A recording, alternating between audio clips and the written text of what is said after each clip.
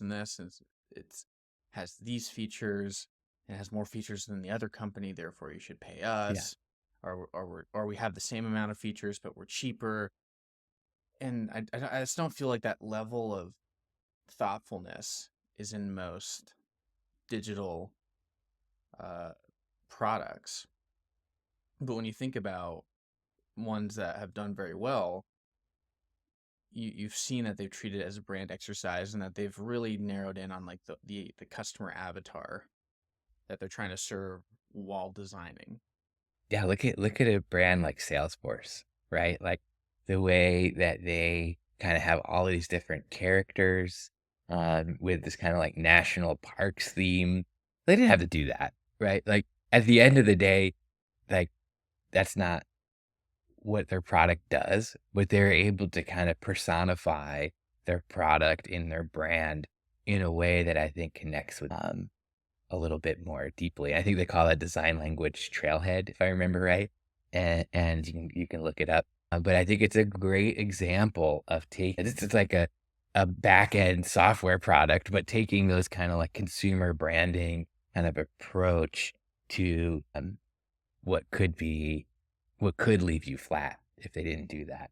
Um, and again, I think I get back to my work with Cure, creating these wall and ceiling systems from recycled PET, and they improve the acoustics of rooms, right? That's their reason to be, is to take the echo out of room. And that could be very boring, right? That could be super dry, but we try to present it in a way that is fun, is engaging. It's about design and being bold, and not about, oh, yeah, make sure you have the speeds and feeds marketing, I call it. And that doesn't usually connect with people. And again, you get back like Microsoft versus Apple, or what have you in those spaces, New Balance versus Nike. I think focusing on the aspiration is what's going to connect with people. And again, not to you said you didn't want to put money in the Apple jar. I'll try not to put too much money in the Nike jar, but even from the naming of the company, right? They didn't call it like Really Good Shoes Inc. They named it after the Greek goddess of victory. And that should tell you something from like the first decisions made at the company of where the core principles were.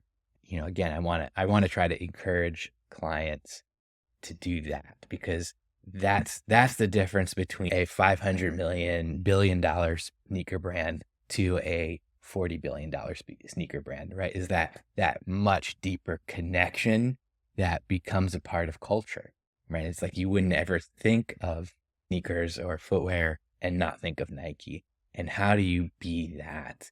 Um, and I think I try to do it even in my own person. I have a very small practice. I talk to a very small amount of people. And I was at a design conference, and I was having drinks after the conference with some other designers. And one of them said, "You really can't go a week without thinking of Michael DiTullo." And I love that. I was like, that's exactly, I want to be kind of synonymous, right, with what I do. Just like I want my clients to be synonymous with what they do. Like, how do you become a Kleenex? How do you become a Xerox, where your brand becomes synonymous with the entire category? That's my goal.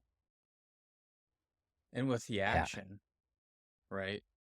And To Google something. those It's like like it's yeah, with the action. It's like to become synonymous with the category, and then if you could become synonymous with the action, you're like so embedded in culture, it's impossible to rip out. Really. Yeah, I think that the greatest form of success is becoming a Yeah. meme.